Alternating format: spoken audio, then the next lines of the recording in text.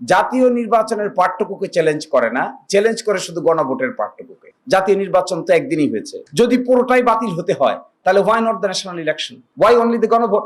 এর অর্থ হলো যেটা সুবিধাজনক এটাকে পিক করা হবে, যেটা অসুবিধাজনক এটাকে বাদ দেওয়া হবে। আজকে দুইটা রিট পিটিশন শুনানি হয়েছে।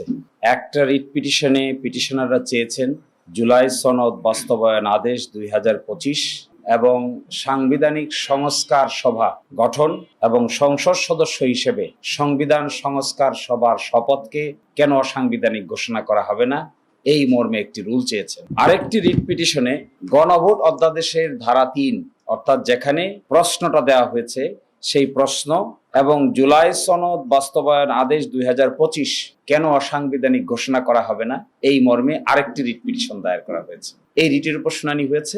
শুনানিতে আমরা যে কথা বলার চেষ্টা করেছি, এক, গণভোটের প্রশ্নটাকে চ্যালেঞ্জ করেছেন। তো গণভোট তো হয়ে গেছে, প্রশ্নের উপর তো মানুষ মতামত দিয়ে দিয়েছে। প্রশ্নকে যখন হা না উত্তর দিয়ে দেওয়া হয় তখন প্রশ্নকে চ্যালেঞ্জ করার মানে কি?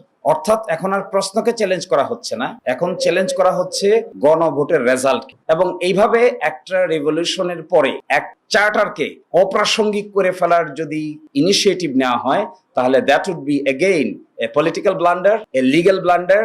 জুডিশিয়ারি উইল বি ডিবেটেড এবং বিচার বিভাগের উপরে এই বন্দুক রেখে এই ধরনের কর্মকাণ্ড করা সঠিক নয় বলে